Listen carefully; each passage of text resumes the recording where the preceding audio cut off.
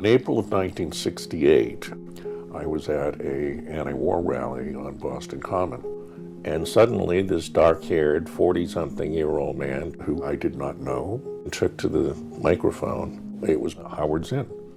And then he spoke, and the next 30 minutes were transformative in my life. The passion was something I'd never seen before from a teacher. I remember turning to the people that were with me and said, I don't know what department this man teaches in at BU, but whatever it is, that's where I'm going to major, because he was just galvanizing. Howard Zinn was a groundbreaking historian. He was really the first to look at history from a bottoms-up point of view. He was looking at what was going on at the people level and not what the generals and the presidents and the diplomats were doing, and he told history from that perspective. So he really set the tone for many other historians that followed him. He was one of the most authentic human beings I've ever met, and that authenticity was on display in the busy, crowded classroom. And it was equally on display in his office when it was just the two of us. What Howard brought to the table in his lectures was this incredible mix of humor, humanity, wisdom, but tenacity. I really respected Howard's activist point of view. I wasn't that interested in an academic perspective on political science. That I could get myself. But what Howard taught me was the activism part of life, and that talking about things, reading about things is all fine and good, but then what are you going to do with it? It's important to maintain Howard Zinn's legacy, because what he brought to the academy, what he brought to the study of history and the study of politics was a uniquely informed perspective. His relevance to society today is more powerful than when he was alive. In the 1950s, Howard was teaching at Spelman College in Atlanta and driving the civil rights agenda. And back then, he was by himself at great risk. His principal gift to BU and the academy generally was to personify the engaged scholar, that he lived his beliefs. He didn't just write about them. He didn't just talk about them in a classroom. He did them. Bravery is making the tough decisions, risking your career, even risking your safety. And that was pure Howard Zinn. Howard taught us to take risks. Our goal in forming this lecture series is simple. It provides an evening at BU devoted to speakers of talent and speakers of passion who are speaking in the tradition of Howard Zinn. The desire is that we will keep the memory of Howard Zinn present tense for all of the people who attend.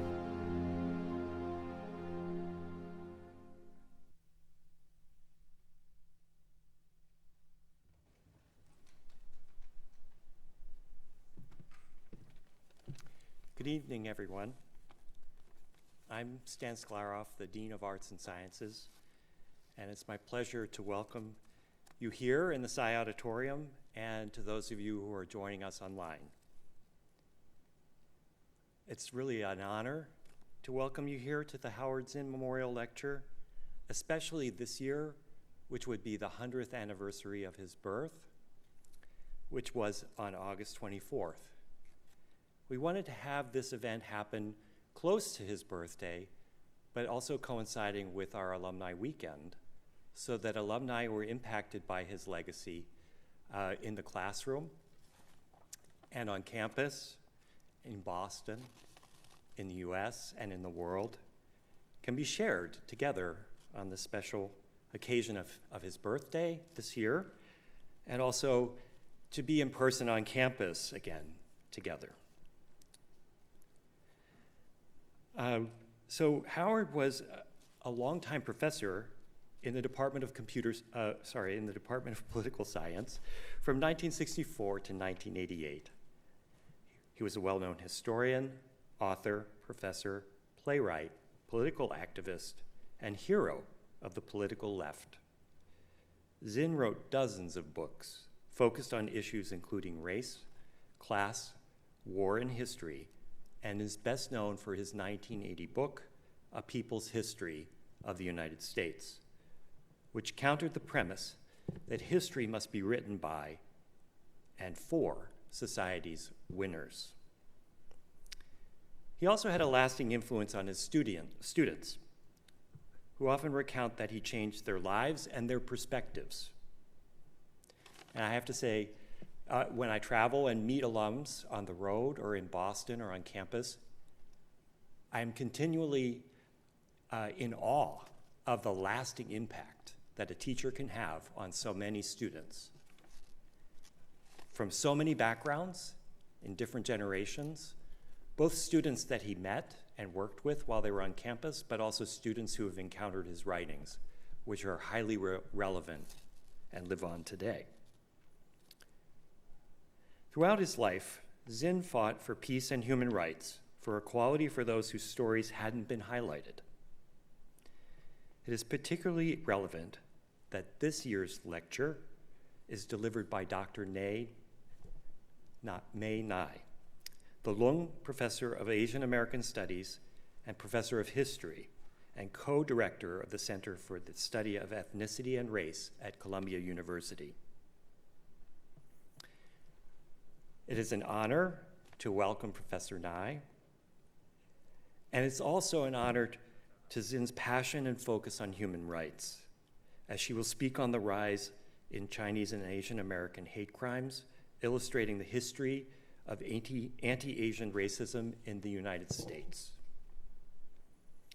Before I turn the floor over to my esteemed colleague, Dr. Takeo Rivera, to moderate tonight's event and more fully introduce our lecturer, I would like to make a very special note of thanks to Alex McDonald and his late wife, Maureen Stafford, MD, who's also an alum of Boston University's medical school, for establishing an endowment that helps fund the Howard Zinn Memorial Lecture Series. Thank you.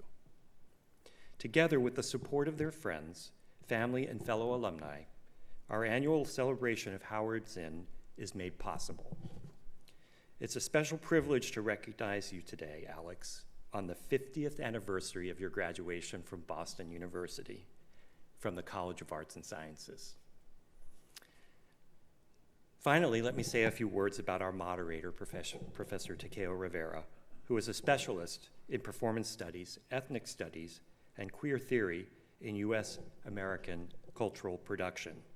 His first book, Model Minority Masochism, Performing the Cultural Politics of Asian American Masculinity, was published by Oxford University Press this year, and is focused on masochism and techno-orientalism in Asian American cultural production across multiple media, including theater, literature, graphic novels, historical archives, and video games.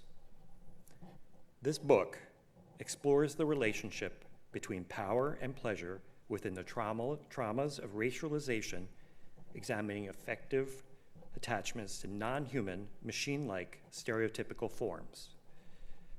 Dr. Rivera is also a playwright whose plays have been staged in New York City, Los Angeles, and the San Francisco Bay Area.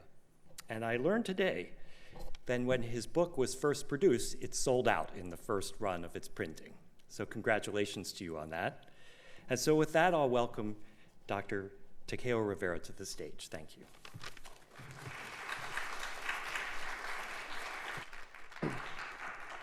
Thanks so much, Stan. In 1991, Howard Zinn wrote the following: "I can understand pessimism, but I don't believe in it. It's not simply a matter of faith, but of historical evidence. Not overwhelming evidence, just enough to give hope, because for hope we don't need certainty, only possibility." When I first read Howard Zinn's A People's History of the United States as an 8th grade preteen huddled in a corner alone in the library, I was exposed to centuries of atrocities and injustices that are part and parcel to the settler colonial foundation and development of the United States. And yet, from Zinn's tome, the dominant feeling I gained was not despair, not a sense of inevitability to the ongoing oppression of white supremacy, racial capitalism, and imperialism, but indeed of hope. Hope that, as Zinn said, was not grounded in certainty but possibility. Of the capabilities of committed activists, masses of workers both salaried and enslaved. People's movements consisting not of the great men but of the communities of the downtrodden, insistent on liberating themselves. Zinn was a chronicler of terror, but a historian of resistance. Professor Mae Ngai embodies the very best of Howard Zinn's legacy. She is one of the most influential and important American historians working today or otherwise, whose works are vital to both Asian American studies and ethnic studies more broadly.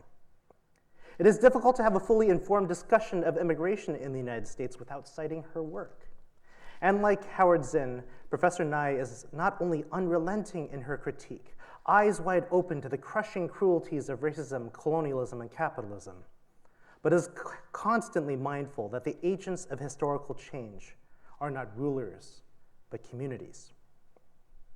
Before she became one of the finest historians of her generation, Professor Ngai was a part of these community movements on the ground.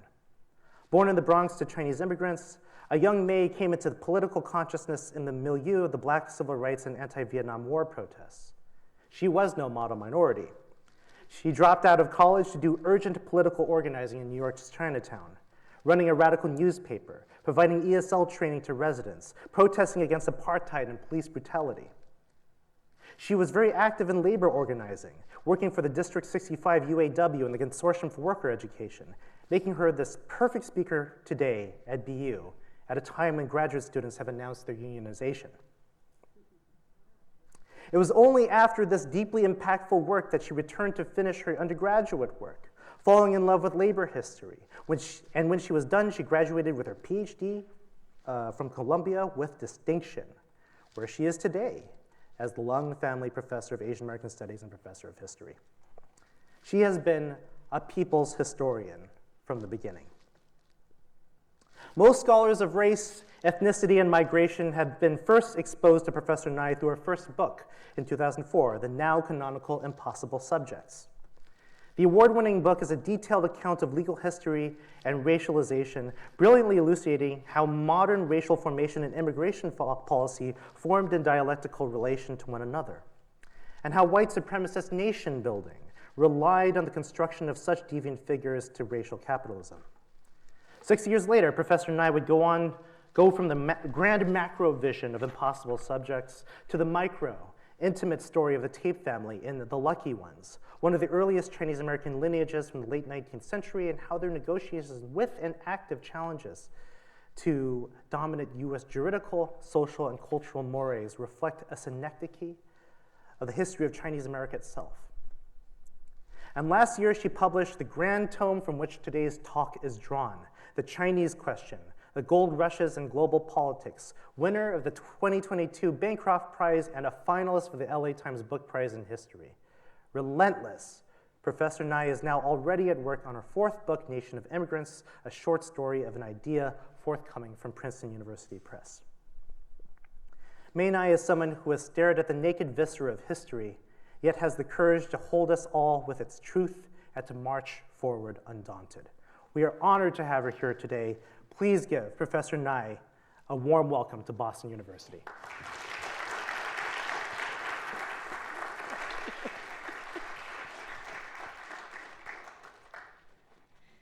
Wow, thank you, Professor Rivera, for that introduction. Thank you, Dean Sklarov and Alex McDonald. And thank you to Boston University and all of you. It is a tremendous honor for me to be here tonight to deliver the Howard Zinn Memorial Lecture. Like many of us here, I read People's History when I was much younger, and it's always been a model of the kind of social history that I myself identify with. My lecture tonight is based on my book, The Chinese Question, published last year. The book is about the origins of Chinese diasporic communities in the West and the rise of the racist movements and exclusion legislations passed against them. I examine the regime of Chinese exclusion that was enacted throughout the Anglophone world that is, in the United States and in the British settler colonies, and the struggles of the Chinese immigrants for respect and equal treatment, as well as that of China itself in the international community. My own background is in United States history and Asian American history. The book began with an interest in the origins of the Chinese exclusion laws in the United States, but it grew to become a comparative and global history. The research and writing of this book posed many challenges, which were at once historiographic, linguistic, and archival. I had to learn about the history of the British Empire and China, as well as the history of money. Certainly, I remain a novice when it comes to those fields, but through my research and thinking across fields and in global context, I developed new insights into the Chinese question. I came to understand that the Chinese exclusion policies across the Anglo-American world were not only matters of domestic racism in the formation of nation-state identities, and that is the gist of where the scholarship has risen to in this last period.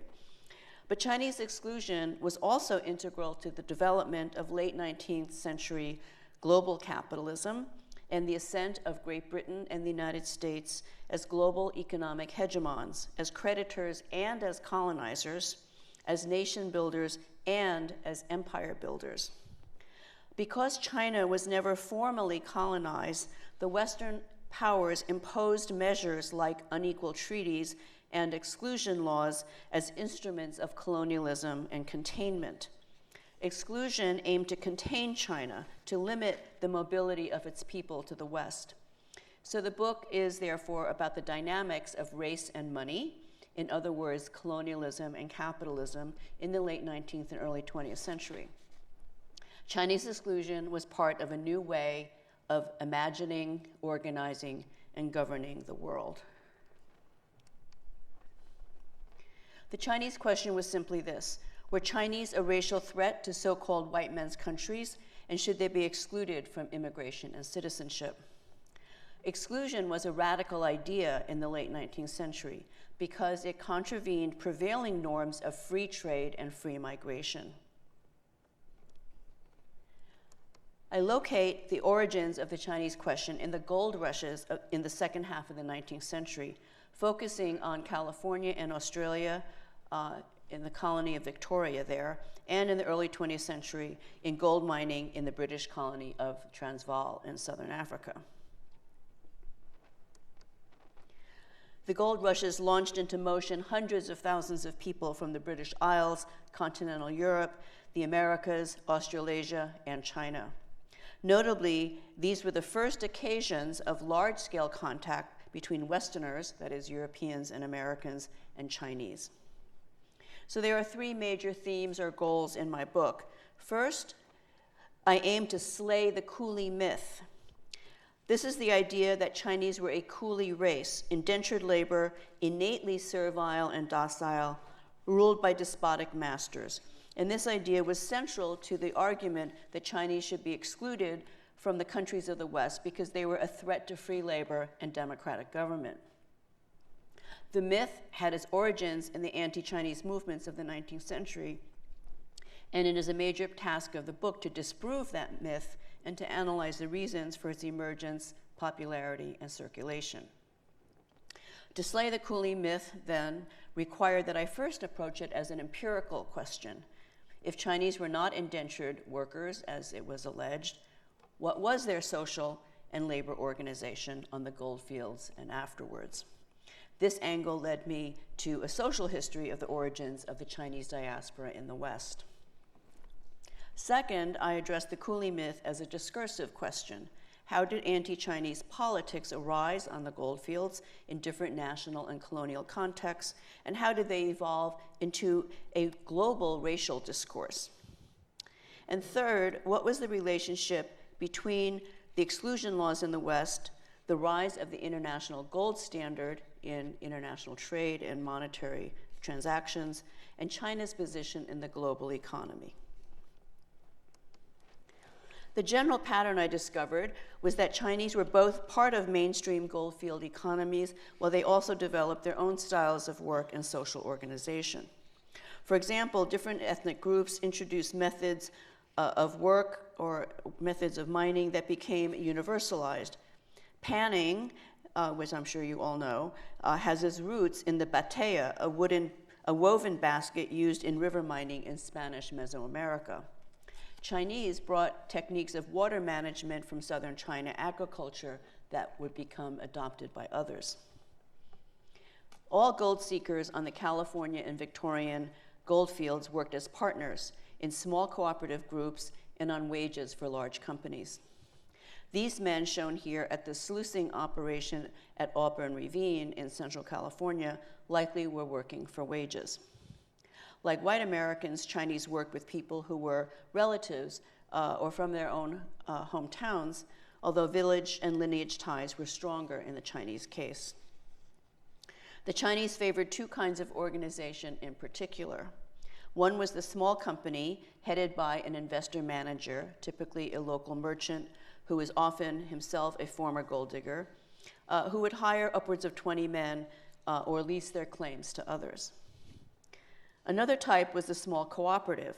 These were typically 6 to 12 men who shared all expenses and profits and had no boss. In Australia, cooperative groups joined together to work down a creek or gully in a method called paddocking.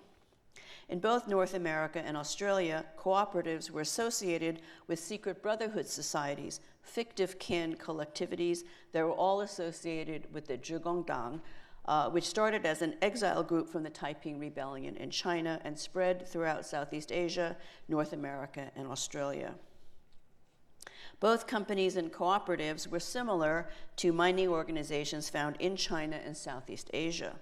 In southern China, placer techniques were used to mine tin and iron sand deposits and also drew from water irrigation practices from farming. Small companies of full-time miners often comprise landless and socially marginal types who work for shares under an investor manager.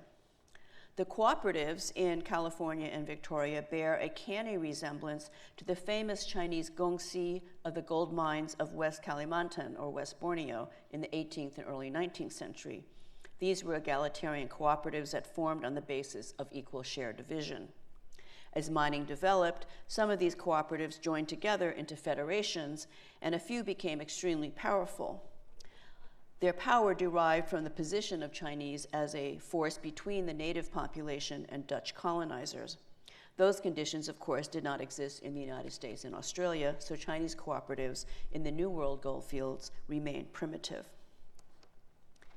In 1904, across the Indian Ocean, Chinese miners began arriving in the Transvaal colony of South Africa, which had recently been annexed to the British Empire. This was a novel experiment aimed at reviving the gold mines in the Witwatersrand, then as now the largest gold-producing region in the world, and addressing a shortage in native African labor in the wake of the South African War, also known as the Boer War. Between 1904 and 1910, the Transvaal Chamber of Mines imported over 60,000 Chinese for work on the Rand. The scheme was a ticking political time bomb in the post-war context, when South African racial politics were still in flux. The basis for reconciliation between whites, that is, British and Afrikaners, remained unresolved, as was land and labor policy with regard to Native Africans. Unlike the independent miners in North America and Australia, Chinese mine laborers who went to the Rand went under contracts. The contracts sent their wages and hours, forbade them from working in any other occupation or industry or from owning or leasing property, and required them to return to China at the conclusion of their contract. But if these Chinese mining laborers were indentured, they were not docile. They rioted, went on strike, deserted the compounds, and passively resisted by simply refusing to drill more than the daily number of inches required of them. I think that's something that Howard Zinn would have liked. Between 1904 and 1907, nearly 25,000 Chinese laborers, more than 1/3 of the total number of Chinese who worked on the Rand, were convicted of various offenses, including refusing to work, rioting, staging work actions, deserting the compounds, as well as assault, manslaughter, and murder. Notably, kinship and fictive kin organizations, like I had identified in other areas, also existed on the Rand, and they were key to organizing resistance among the workers. The coolie trope originated in California, where it drew from the proximate examples of indentured Asian labor in the Caribbean, plantation colonies, especially after the abolition of slavery in the early 19th century there, and with African slavery in the United States South. The association of Chinese labor with slavery was a kind of racial shorthand that cast Chinese as a racial danger to free labor. It was first used in 1852 by California's first governor, John Bigler, who raised alarm over what he called, quote, the present wholesale importation to this country of immigrants from the Asiatic quarter of the globe, that class of Asiatics known as coolies, unquote. He declared that nearly all were being hired by so-called Chinese masters to mine for gold at pitiable wages, while their families in China were held hostage for the faithful performance of their contracts. Bigler called upon the legislature to impose heavy taxes on the Chinese in order to deter them from coming, and for a law barring Chinese contract labor from California mines. So what was Bigler's intent? The Chinese in California were not coolies or indentured workers, but Bigler was in a tight race for re-election, and he used the coolie myth to agitate voters in the mining districts, where independent prospectors were anxious over the declining placers and the entrance of capitalized deep mining into the scene. This was a classic strategy of nativism, taken from the playbook: appeal to a grievance, offer a theory of racial difference, and weaponize that theory for partisan gain. Within days of Bigler's address, Chinese community leaders responded. Tong Achik and Yuan Sheng were two leaders who both hailed from the region in what is now Zhongshan County in Guangdong Province near Macau. They were leaders of the Yanghe Association. They were educated men, successful businessmen, and fluent in English. Tong wrote a letter to the governor. He explained that Chinese in California included laborers as well as tradesmen, mechanics, gentry, and teachers. Quote, none are coolies if by that word you mean bound men or contract slaves. The poor Chinaman does not come here as a slave. He comes because of his desire for independence, unquote. Yuan Sheng had been a merchant in South Carolina in the 1820s and was a naturalized US citizen. He made a pointed analysis of Bigler's politics. In a letter to the governor that was then printed in the Daily Alta, California's main newspaper, he wrote, quote, you have degraded the Negro because of your holding him in involuntary servitude, and because for the sake of the Union in some of your states such as tolerated. Amongst this class you would endeavor to place us, and no doubt it would be pleasing to some would-be freemen to mark the brand of servitude upon us. But we are not the degraded race you would make us. We came amongst you as mechanics or traders and following every honorable business of life. Yuan Sheng further used his own case as a naturalized citizen to refute Bigler's claim that no Chinese made the United States their permanent domicile or applied for citizenship. Tong similarly argued, if the privileges of your laws are open to us, some of us will doubtless acquire your habit, your language, your ideas, and become citizens, and we will become good citizens, unquote. In the 1870s, anti-Chinese racism became an incendiary political force in San Francisco, with the Chinese must go becoming the central demand of the so-called Workingmen's Party. The Chinese question revived in the context of changing economic landscape after the completion of the Transcontinental Railroad in 1869. The railroad did not bring unalloyed prosperity to the Pacific coast. Not only did former railroad workers, both white and Chinese, flock to the cities, but the railroad also brought more people from the East Coast, both trends adding to unemployment. The railroad also brought cheap, mass-produced goods from the East, cutting into the market of craftsmen and artisans.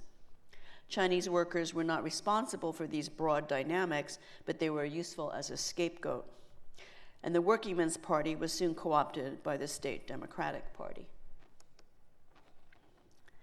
Eventually, anti-Cooleyism triumphed in national politics, but only after a revision of the Burlingame Treaty with China in 1868, which provided for free immigration, and overcoming the legacy of anti-slavery politics in the North. This cartoon by Thomas Nast is actually an anti-exclusion cartoon, right? It shows Colombia, right, a symbol of America, trying to protect an abject Chinaman in the face of a mob, which he is caricatured as Irish.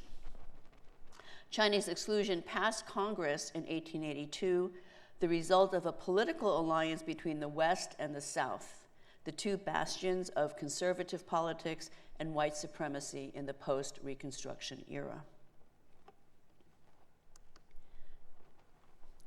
The coolie trope was so ubiquitous in the United States, I was surprised that it was not part of the anti-Chinese discourse on the Australian goldfields.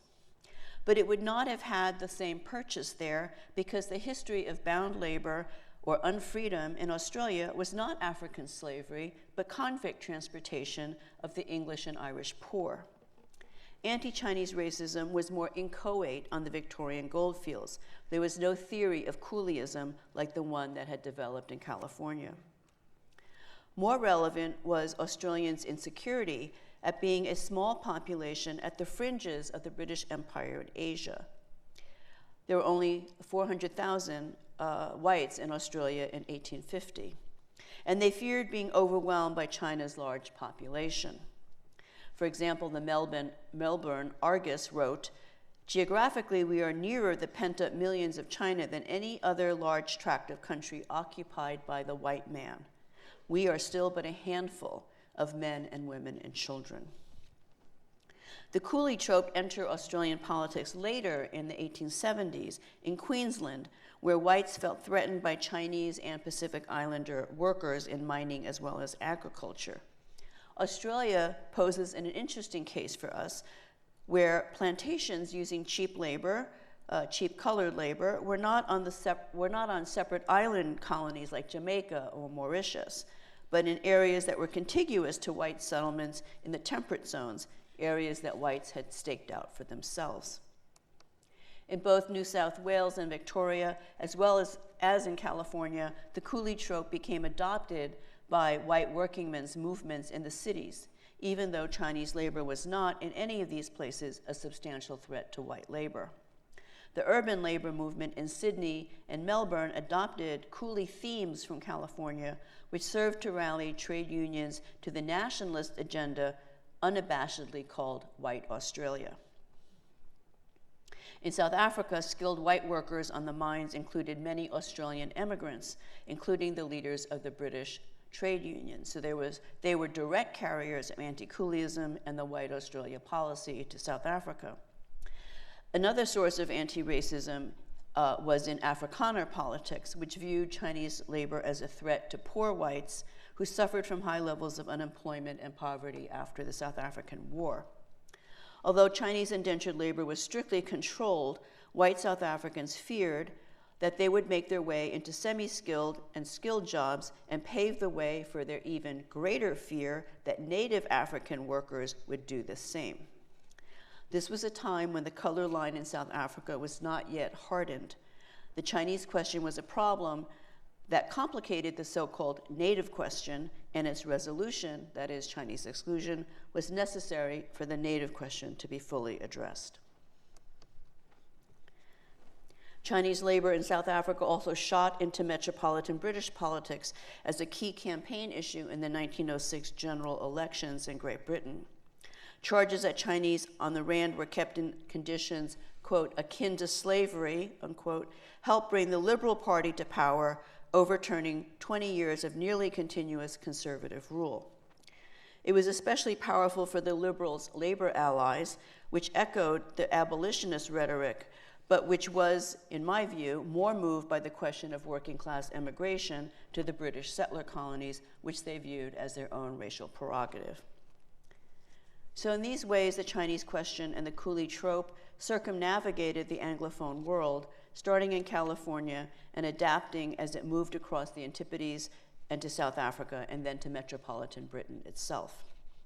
To the extent that they criticized the so-called slavery of Chinese workers, they did not call for their freedom, for free immigration, or for equal rights. They called for their exclusion. This point was not lost on the Chinese. Also traversing the globe were protests and resistance by the Chinese immigrants themselves, especially among merchant leaders and Christians who were educated and bilingual. Men like Yuan Sheng and Tong Chik in San Francisco, who I mentioned earlier, as well as men like Lo Kong Men and Louis Amoy in Australia. They were joined by Qing diplomats and consular officials who were direct conduits between Chinese communities abroad and the central government in Beijing. The Qing Council in San Francisco in the 1880s, a man named Huang Zhenxin, worked tirelessly on behalf of the immigrants and was instrumental in bringing lawsuits to protest discrimination. Tate v. Hurley, the school exclusion case, which I wrote a book about, and Yikwo v. Hopkins, the famous Supreme Court case that struck down San Francisco's discriminatory laundry ordinance, but more importantly confirmed that equal protection clause of the 14th Amendment applied to all persons, not just citizens, and to matters of economic affairs. In the last section of the book, I consider the relationship of exclusion policies in the West to China's position in the global economy and global politics. Most directly, exclusion meant fewer outlets for Chinese merchants and investors in the West. Exclusion meant a shrinking population and therefore a shrinking ethnic market, and many of the biggest merchants in California and Australia returned to China or relocated elsewhere. For example, many Chinese retailers left Australia. Some of them founded the big department stores in Shanghai and Hong Kong with chains that spread throughout Southeast Asia. This reflects a general trend in which exclusion policies redirected the energies of Chinese immigrant labor and capital to Southeast Asia. The decline of silver prices relative to gold in the late 19th century had a direct impact on China, whose monetary system continued to be based on silver when gold standard came to dominate international trade. The declining gold price of silver meant that China's imports were costlier. But it also spurred nationalist sentiments among Chinese reformers who argued that China should develop her own industries and manufacturers and not rely on imports from abroad. The gold standard also influenced the second major round of war indemnities imposed upon China at the turn of the 20th century. The Opium War indemnities in the mid-century were of 7.5 million pounds, were reckoned in silver dollars and taels. After the First Sino-Japanese War in 1896, Japan demanded a 50 million pound indemnity, an enormous increase, and demanded that it be paid in gold. China had to borrow on the international market at a time when silver prices were declining. And the indemnity allowed Japan not only to pay the cost of its war, but also to establish sufficient reserves to adopt gold as its monetary standard. Its gold deposits in London established a credit for the construction of Japan's first steel mill. The Boxer Protocol of 1901 was even more punishing.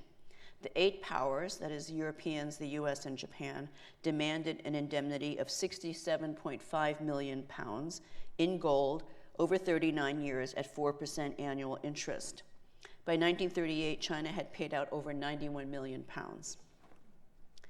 2 American economists writing about China's foreign trade in the early 20th century made special note of the role that overseas Chinese remittances played in China's balance of trade accounts.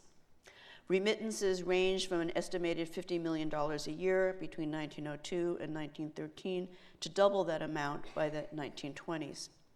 Counted as assets, remittances enabled China to carry a modest net surplus in her balance of trade.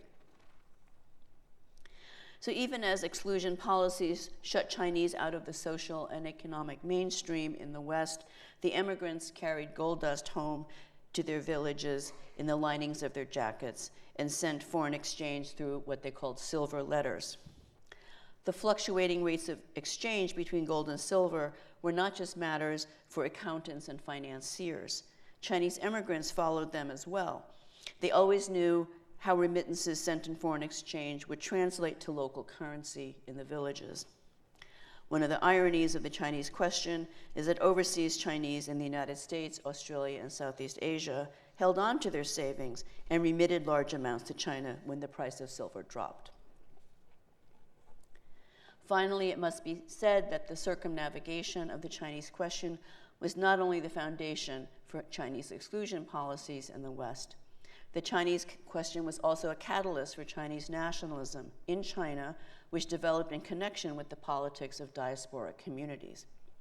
Leading anti-Qing figures like Kang Youwei and Sun Yat-sen actively organized among Chinese overseas. Opposition to the Chinese exclusion laws in the US led to the famous 1905 boycott of American-made goods in Shanghai and other cities, which catalyzed the reform and revolutionary movements that finally brought down the Qing dynasty in 1911. The Republic of China was not able to convince the United States and the British dominions to repeal their exclusion laws. The United States did so in 1943 as a wartime measure, but it kept quotas on Chinese and other Asian immigrants very low, 105 a year. It was only after 1965 in the United States and in the 1970s elsewhere that restrictions on Chinese immigration eased. In the last 50 years, the Chinese population in the United States and Australia grew with new immigrations and new robust communities that were built. Still, the Chinese question never completely went away. It was always just beneath the surface.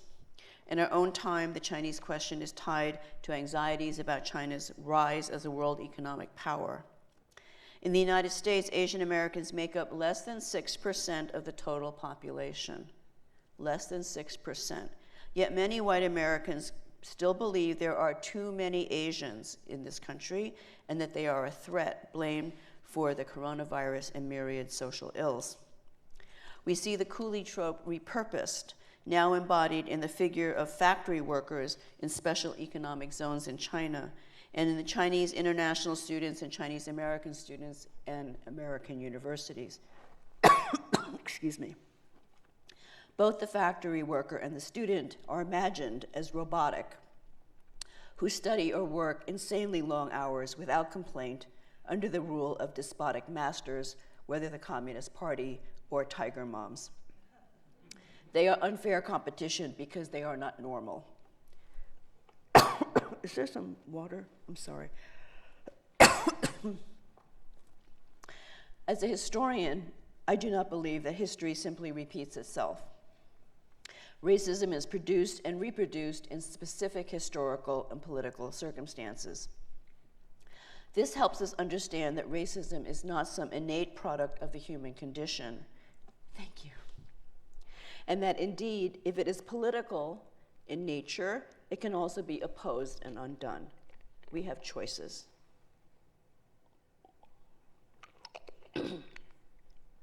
The great African-American leader, Frederick Douglass, spoke out against Chinese exclusion in 1869, and he understood this point. He recognized Chinese exclusion was a backward move that threatened the freedom of the former slaves and indeed of all Americans.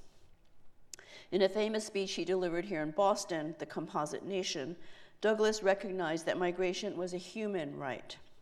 He said, "We should welcome the Chinese," and he was unbothered by the prospect that Chinese might come in large numbers. "Let them come," he said. "Let us welcome them, for they will all become a part of the nation." And Douglass made a prescient connection between domestic immigration policy and imperialistic foreign policy. He said, quote, "If the white race may exclude all other races from this continent, it may rightfully do the same in respect to all other lands, islands, capes, and continents, and thus have all the world to itself. Thus, what would seem to belong to the whole would become the property only of a part." Frederick Douglass offered Americans a choice a choice between a society based on democracy and inclusion, or one based on white supremacy, inequality, and exclusion. Sadly, it was the latter path that was taken in the late 19th century, in no small part owing to the political alliance between white supremacy in the South and the West. We still have a choice. Should we choose a path toward a more inclusive future? Should we stand in solidarity against all racisms? Addressing anti-Chinese and anti-Asian racism today is part of the larger struggle in the United States that is unfolding between equality and inequality, between democracy and, if I may say, authoritarianism. So thank you very much for your attention. I look forward to our conversation.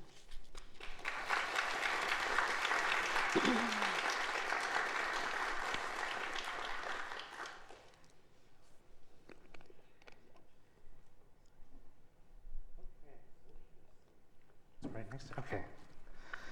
Okay, so I think we're supposed to have some chairs. Or I guess I can. oh, we'll just hang out here. Yeah, I could Okay. sort of. We just keep it chill, I guess. Or chairs. Chairs would be great. Whatever is most appropriate. Let's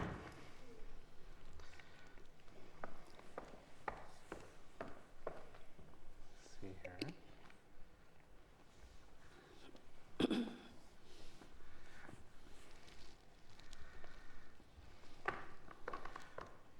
Thank you very much. Oh, wow. All right. Thank you. Thank you so much. So, over the reception, we were talking a little bit about how this project came to be, and I was wondering if you would be able to recount a little bit about, again, for the larger audience, what really inspired this, what catalyzed this project for you. I love that you went into this project wanting to slay the coolie myth, but were there additional kinds of historiographic interventions you wanted to make? What other dominant assumptions within not just American history, but Asian American history that you were sort of setting out to change with this book? Right. Thank you. Well, when I said I wanted to slay the coolie myth, the proximate reason was because I had a student who wrote a paper at my university at Columbia, in which he said the Chinese were coolies. The Chinese in California were coolies. And I said, that's not true. I know that's not true. And he said, but it's written in all these books and articles. And indeed, this was the dominant analysis and narrative available in the books at the time. And when I went to examine the text that repeated this claim, this charge that they were coolies, it was based on what historians call cherry picking, right? It's very selective use of a half dozen witness testimonies given before Congress in the 1870s. Now, if you go get this volume of testimonies, it's over 1,000 pages. And so he chose 6 quotes that were also very weak. You know, they said things like, well, I've heard that they come on contracts. You know, it was very weak evidence. So, and if you just even peruse the testimonies, you'll find that there was many different opinions expressed. That was just one opinion. There were other opinions. And that itself is interesting to the historian, right? Why did people have such radically different opinions? So he cherry-picked these quotes, and it's in this book, which was very influential. It was written in the 1960s. And then subsequently, other scholars repeated the same quotes. Now, to me, it suggested that they didn't actually go look at the original evidence, but they just repeated the quotes that they had read in this other man's book and then put it in a footnote without attributing it to the book they read it in, but as though they had read it themselves. These are the practices that we teach our students are bad historical methods, right? You're not supposed to cherry pick, and you're not supposed to just repeat somebody else's research as though it were your own. So it's like this, it piles up, right? The same footnote just piles up. And I realized, and this is the historiographic question, that there's a real disconnect between histories of Asian Americans and Chinese American history and US history. So people who work on the West, on California, on gold mining are kind of going this way, and people who are running Asian American histories are going this way. And so as an Asian Americanist, I knew that that wasn't true, but I didn't have the ammunition to tell the student that was wrong. So I said, okay, I'm gonna slay the coolie myth. And the reason why I think it was perpetuated for so long among scholars is because the sources are very scant, right? So it was an empirical challenge. Like if I'm gonna say they're not coolies, I have to say what they were and what they were not, right? And so that's part of my talk. I told you what they were doing on the gold fields. So this was a real challenge to find all the needles and all the haystacks in all the libraries and records in California and elsewhere. That's great. And what I really appreciate about that work in particular is, we can think about the question of whether they were coolies or not as merely a question of historical minutiae. But the truth is, and I think you laid it out beautifully during this talk, is that there are real stakes in thinking about how the Chinese American subject was conceptualized that lingers to this day with this very techno-orientalist conception of like the Chinese international student. One quote that lingers with me is actually there's a translated quote from an anti-Chinese Cuban leaflet or something like that called who they perceive to be coolies as mechanized meat.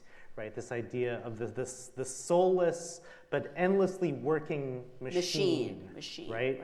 So there's this relationship of thoughtless labor, deeply efficient, good at maybe cranking out a math problem in the contemporary era, like post-Hart-Celler, right?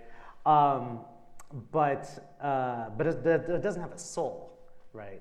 Has no soul, has no individual Right. identity, has no will, right? It's just the machine. And it's not only deeply racist, but it's the reason, it was the rationale for the exclusion policies.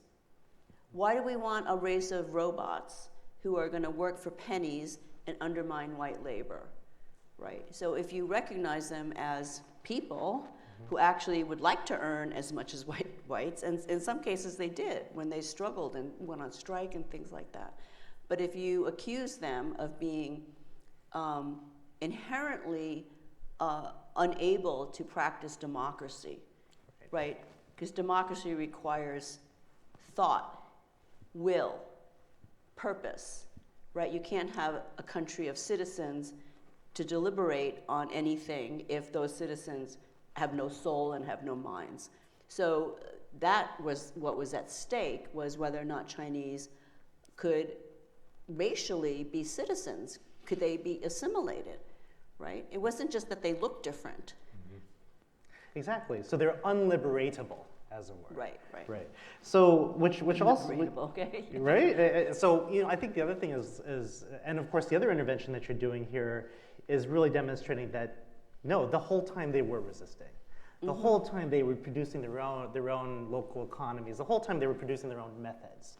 That they were not passively going up. And yet, the historical blinders is really quite remarkable. How all this is in the historical record, but it took your incredible work to be able to show what should be obvious, right?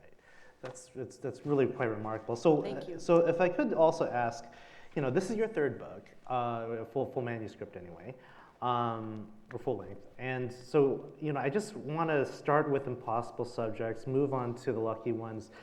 Tell us about the larger story that you see this fitting into, in terms of the general trajectory. Well, I suppose The Mae Ngai cinematic universe as well. I suppose, like Howard Zinn, I'm interested in the little people, right? The little people, but with this particular interest in the racialized and marginalized other subject. And my contention in Impossible Subject, which was about the origins of the so-called illegal alien, was about how that figure, both experientially and in terms of image, was crucial to the forming of modern America, right? And modern America is like not just who's included, but who's excluded. And, I often will tell people, many descendants of Europeans who came at the early 20th century will say, well, my ancestors came the right way. They were legal, and they learned English, and they assimilated. Well, first of all, there were no restrictions, so everybody was legal. So it's no great honor to be legal when everybody's legal. And it's also not true that they all learned English and assimilated, right? The first generation immigrants from any country at any point in time are not the ones who assimilate. It's their children who do. So in some ways, the Chinese are very, very much like that kind of prototypical immigrant, but they were racially othered in such a way as to permanently exclude them from the body politic and from the social fabric of this country. Absolutely.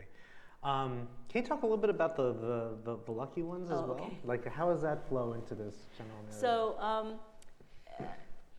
So when I was researching impossible subjects, I was in the National Archives looking at records from the Department of Labor.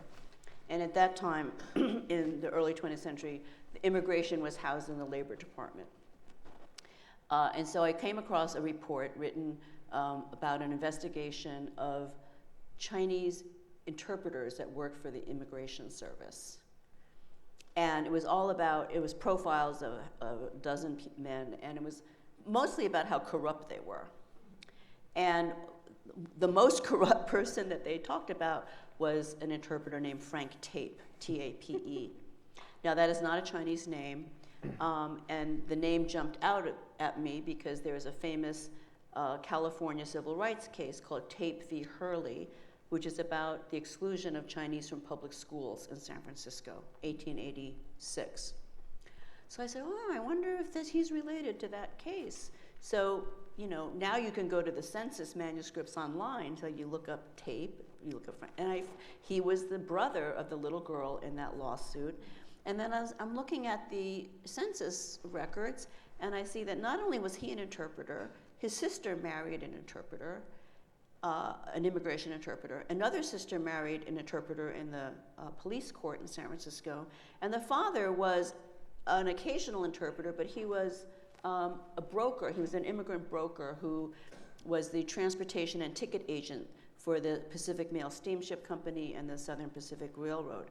So when you think about that kind of brokering and interpreting as also kind of brokering, then I started thinking about this family as immigrant brokers.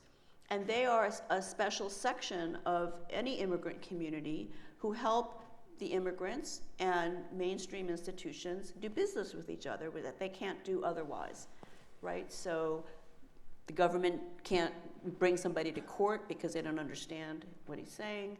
An immigrant can't buy a ticket for a steamship without somebody who speaks the language. So there's a special role that they play. And these immigrant brokers in the late 19th century, that was the only way a Chinese person could get into the white middle class, the mainstream middle class. There were wealthy Chinese in the community who were merchants and, leaders of ethnic associations, but the only way you could work for a white company or for the government and have a middle class income was as a broker.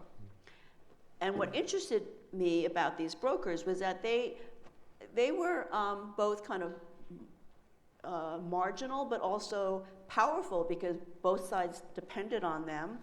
And they were both for civil rights. The family pioneered this school exclusion case, but some of them were also corrupt. They extorted immigrants, they took bribes to fix their cases. So I began to think about inclusion and exclusion not as a linear path. We often think about Chinese or Asian American history or immigrant history in general, like we came, we were oppressed, then we assimilated, and then we became included, right? It's this linear path from exclusion to inclusion. And I'm saying, well, here's a family that they were doing all those things at the same time, and those things were actually dynamically related as part of the formation of the community. So the book is told as a story about a family. If you're interested, if you like that kind, microhistory, it's a story about the family, and so it's an easy kind of read, but it's trying to make a larger argument about Asian American history that tries to move away from this exclusion to inclusion, but more look at those two dynamics as being interrelated. There seems to be this kind of lovely accordion playing, though, with the macro to the micro to the macro. Yeah, again. yeah. And I think, and you used the phrase brokerage, and I'm thinking about how, the Tape family, but there seems to be brokerage in the Chinese question as well, right? Sure. So there's this that much of the Chinese workers were exercising political power and utilizing these sort of liminal spaces and their positionality to acquire certain gains. I'm going to ask maybe one more question before we turn to the audience. How much time do we have? Okay, so I'll ask one more question before I turn it over to the audience, and just kind of a little bit of a detour, but I think what's really fantastic is you're doing so much of the Chinese question. It's lovely because it's a transnational scope, while at the same time you're also locating the start of the discourse within a specific Californian historical moment too. So there's something about California as an exceptional site with respect to the racialization of Chinese in the Anglophone world, for example, and yet the two of us are both doing Asian American studies on the East Coast. So I guess I sort of want to ask, what do you think about the state of Asian American studies as a field, as a discipline, on this side of the country, removed from California? Well, that's in part a political question, right? I mean, there are many Asian Americans who live in the East Coast and around the country, right? But California was the first major site of settlement, and it's very old communities. And so in many universities across the West, up and down the West Coast, universities and colleges have Asian American studies programs. They have ethnic studies departments and programs. And that's been very slow to translate to the East Coast. There are some major universities that have Asian American studies or ethnic studies programs. Columbia has a very modest ethnic studies program, of which I'm the co-director. Harvard has a very storied African American studies program, but does not have an ethnic studies program. So Asian American students and Latino students and Native American students at Harvard are an ongoing protest. And I'm very pleased that Boston University is going to do a search for an Asian American historian this year. So it's a process. It's slow, but if you want to have a picture or an analysis of Asian American people in this country, you cannot limit it to the West Coast, right? And there were Chinese. Yuan Sheng, who I talked about, he was in South Carolina in 1821. How did he get there? I suspect he came on one of the clipper ships with the tea trade and got off in New York. But how he got to South Carolina, I don't know. We don't have any records of that. But there were Chinese settling on the East Coast in Massachusetts in the 1870s. There were Chinese that were brought to as strikebreakers. What's the name of the town? North Adams, right? And so, and New York Chinatown has a very long history. So these are all part of the story. And when you do local histories, you begin to see different kinds of patterns, right? Different stories, different histories, and then we get a richer picture of the country that way. Thank you. All right. Well, I think I'll turn it over to the audience. I'm sure there are folks who want to ask some questions. So there are 2 microphones. I believe they're both active, and I think there are also some questions potentially on Zoom as well, right? No? Not yet. Okay. Well, folks who are watching online, feel free to type in questions. I think there's a portal for that. Yes, please, sir. Thank you for a lovely talk. Since history seems to inevitably repeat itself, when I listen to you talk about the plight of the Chinese Americans, and you talk about Frederick Douglass, and I see what's happening in America now with resurgence of white supremacy and anti-immigration. When you look at the current world we're in this country through the vantage point of history, how does it make you feel? Are you optimistic or pessimistic? Well, I have to take my cue from Howard Zinn, who is not a pessimist, right, and who said it's about possibility, right? And I mean, things look very dismal right now in our country and in much of the world. That has to be said. But I think, we always have a choice. We always have a choice. I mean, so hope comes from knowing that we have choices. And any individual may feel their choices are very limited, but collectively we have a choice. And I really do not believe that the majority of people in this country are racist. I don't believe that. But, some people have rigged the system, they've rigged elections, they've gerrymandered, so a minority interest has power. And so there's a lot of work that we need to do. And it's not just the fate of our democracy, it's the fate of the planet, right? It's the future of the planet. And so, actually, I don't know this campus, but I would think that students at BU are not unlike students at my university or other places. Students, this is the world we're giving them. And they are not pessimistic. The most pressing issue, I think, among the young generation, it's not anti-racism, it's climate. And they understand race and racism and anti-racism, I think, in that context, that you cannot save the planet if you have divided societies, if you have hate, if you have violence. And so I think that, I learn a lot from my students, and I am always inspired by them, because they know that they hold the future of the planet in their hands, much more than we do. And so I take inspiration from that. I take hope from that, from young people. I recently became a grandmother, and I have to look at my little grandchild and think, he's going to grow up, and what kind of world is he going to inherit, but also what kind of world is he going to fight for himself? So I think that I'm not an optimist by nature, but I do feel hopeful, and I guess it's hope more than optimism, because I know the challenges are really immense. Mm-hmm. But I think, I don't think we're living through a repeat of history per se right now. I think China's a very different position in the world, obviously.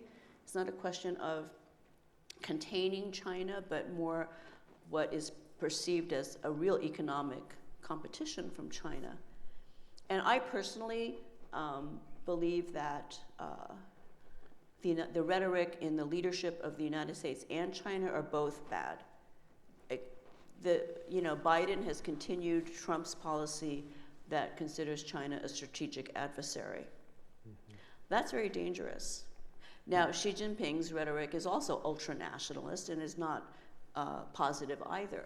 So I don't see what good is going to come from both countries being, promoting ultra-nationalistic. The world. I mean, maybe it's because of climate and there's shrinking resources in the world. So the impulse to hoard and to compete for scarcer resources, there's a new scramble for resources going on around the world. But we need to be aware of these things, and we need to say, if we're going to save the planet, we can't be having a zero-sum fight over shrinking resources, right? So that's very different today than it was in the 19th century.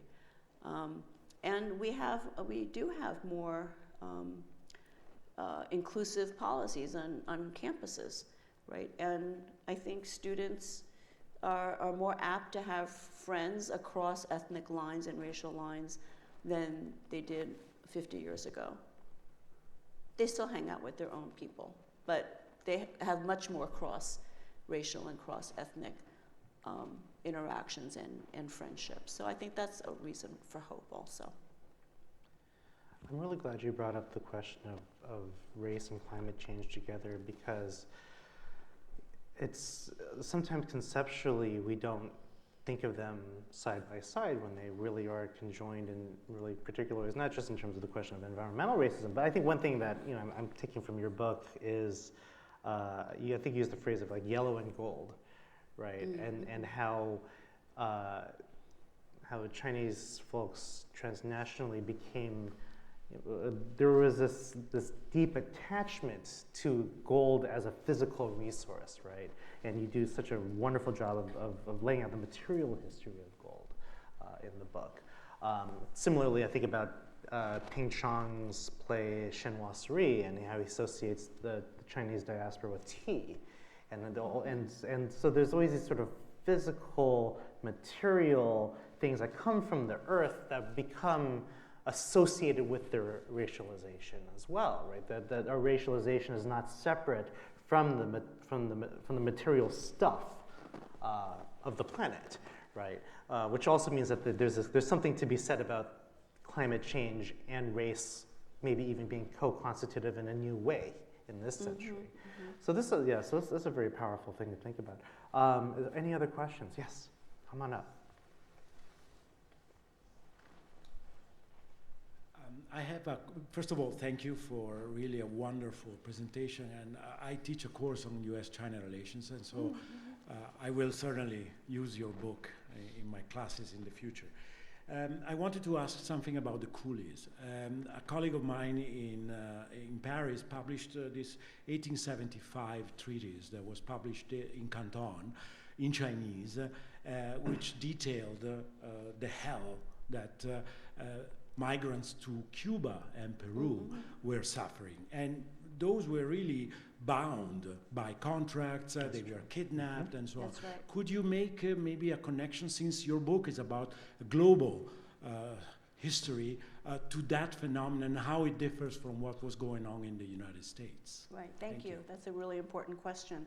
So right, not all Chinese were voluntary immigrants, as those that came to the United States or Australia came to the so-called Anglophone West. There was a large numbers of Chinese and Indian workers who were recruited to work on plantations in the Caribbean and in South America, and in other places like Mauritius and Fiji.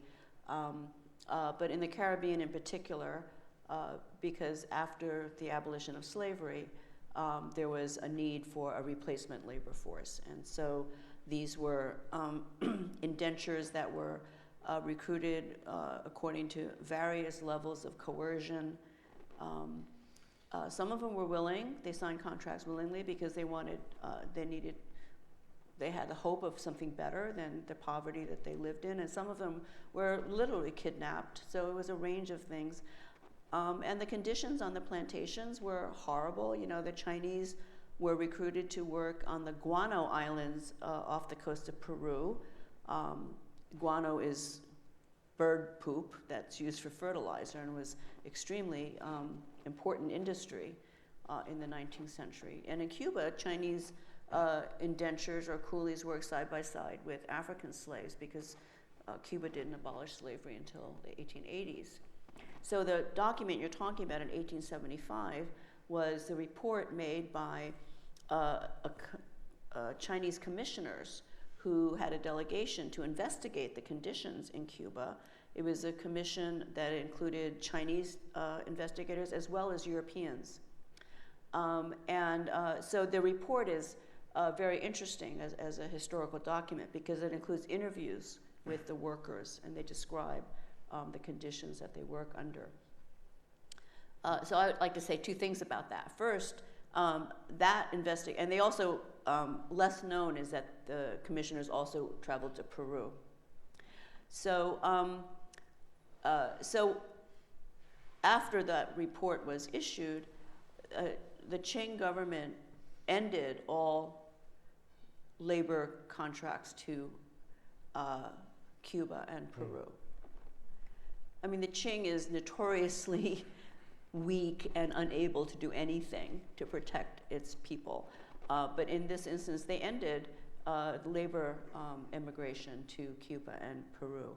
And in the case of the British-controlled colonies, you know, the British are famous for having rules and regulations for everything, right? So there's a huge body of law protecting contract labor immigration.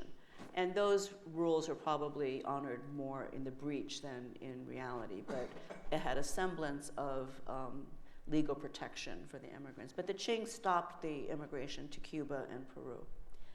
The second thing I want to say, though, is that this idea that the Chinese who go to the Caribbean as indentures were the really abject coolies, I think it has to be modified somewhat, because they also were not without individuality, will, agency.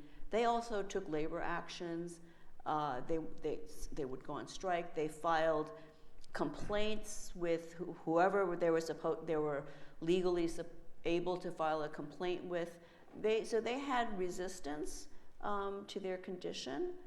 And also, they were not chattels. They could buy their freedom, and their contracts had limits. So they could, if they survived, they could return to China, or they could become a free person in those countries. So in Peru, you have a relatively small population of Asian-descended, Chinese-descended people who, after their contracts, married local women and became members of the community. So even the coolie label for the indentures that go to the plantation colonies, I think, is also kind of freighted with a lot of racial stereotypes that we are accustomed to. So slaying the coolie myth in North America is one thing.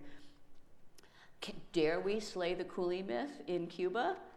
I think that's a really provocative research agenda. So there's a historian at Brown, Evelyn Hu DeHart, who has worked on Cuba, Chinese in Cuba. And she is the one who started thinking about this problem. Well, you know, after they finish their contracts, they go and have a farm and they marry locals. So can you really say that they were coolies in that sense? You know, in terms of being completely abject and without any kind of agency. So I think that's a whole research agenda that is really, could be really generative in how we think about it. But I'm done with this question. I'm not going to, someone else is going to have to do that. All right, so it looks like we've got some questions from the internet. Professor, can you tell us, is there a sequel to the Chinese question in the works? Oh, and I just said that I'm a not manuscript slaying the coolie myth was the question. Chinese question 2. Well, I think that as we just discussed, there's a lot that could be or should be researched and said about the Chinese question elsewhere in the world, but I'm going to leave that to some enterprising graduate student, perhaps, to take that up, or another scholar.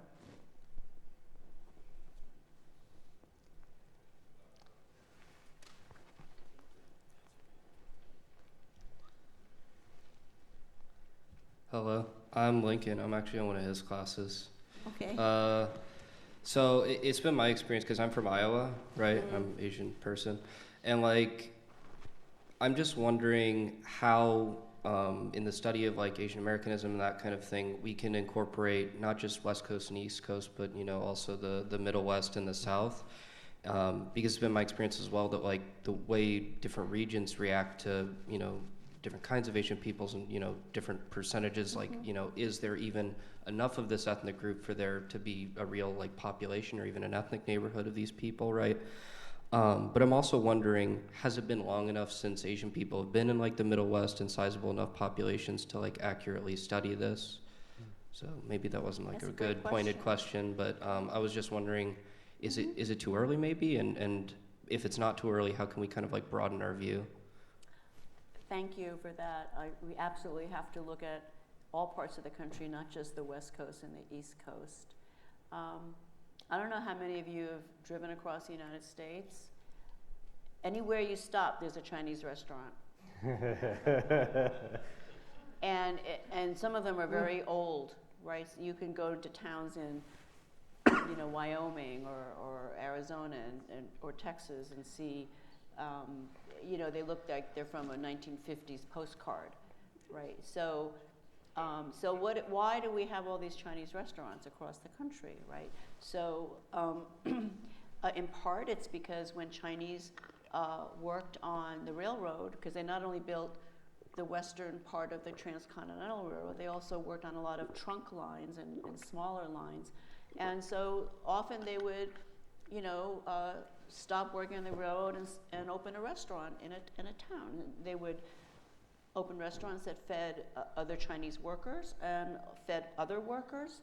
And so, kind of famous Chinese American food like chop suey is not a Chinese dish. It's something that's made up of leftovers and of things that white people would eat, right? And so you have all these Chinese restaurants that go across the country, and they become, and sometimes, like kind of nucleus for a little community, right? So that's one thing.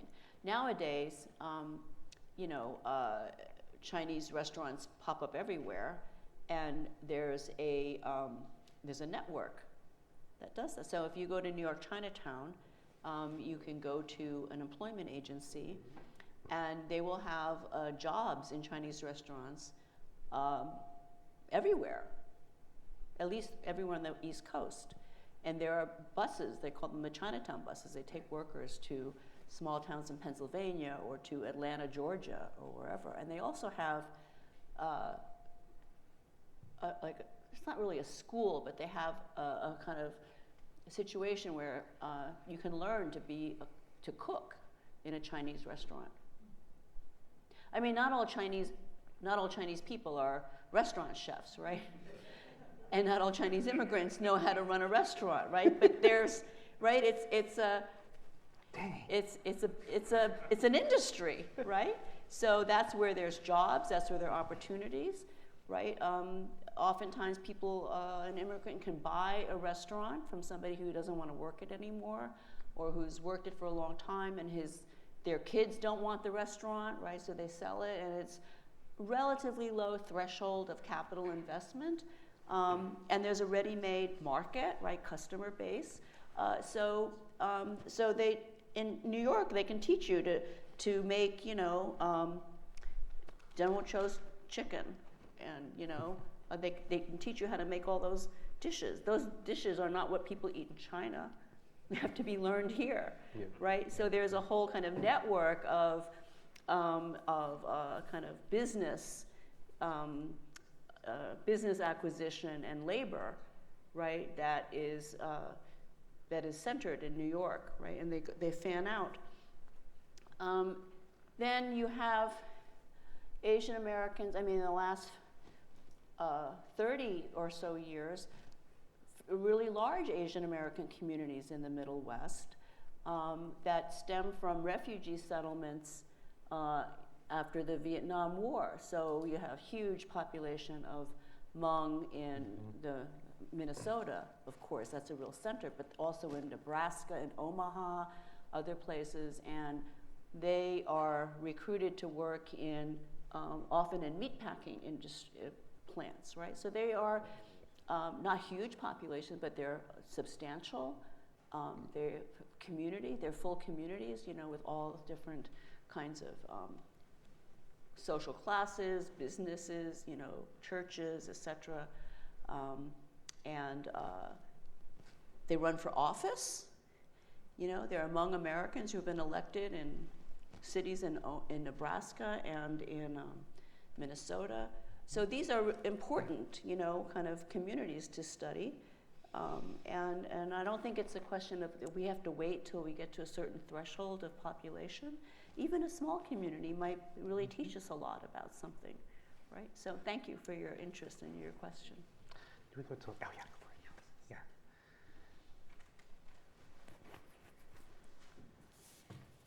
Well, we've reached 8:30, so I think it's a good time for us to thank our speaker, Professor Ngai. Thank you so much for the tremendous presentation, and to Professor Rivera for leading us in this robust discussion. Thank you.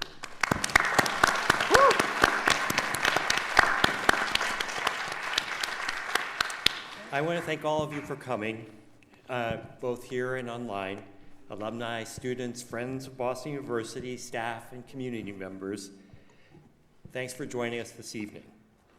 I'd also like to reiterate our gratitude to CAS alumnus Alex McDonald, who, with his late wife Maureen, can take pride in the vision of not only our series celebrating the values of Professor Howard Zinn, but also the wealth of scholarship, debate, and enlightenment that he embodies.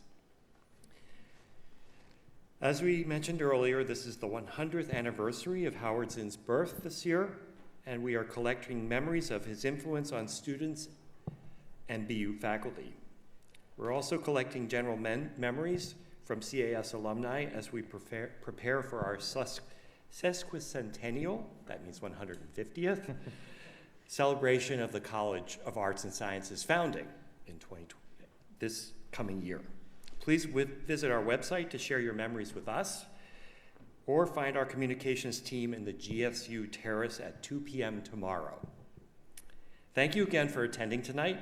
I can hope to see you at other alumni events throughout the weekend and at our upcoming Gittner lecture with Donna Pincus, CAS Feld Family Professor of Teaching Excellence and Director of the Child and Adolescent Fear and Anxiety Treatment Program at Boston University's Department of Psychological and Brain Sciences in this same room on November 30th.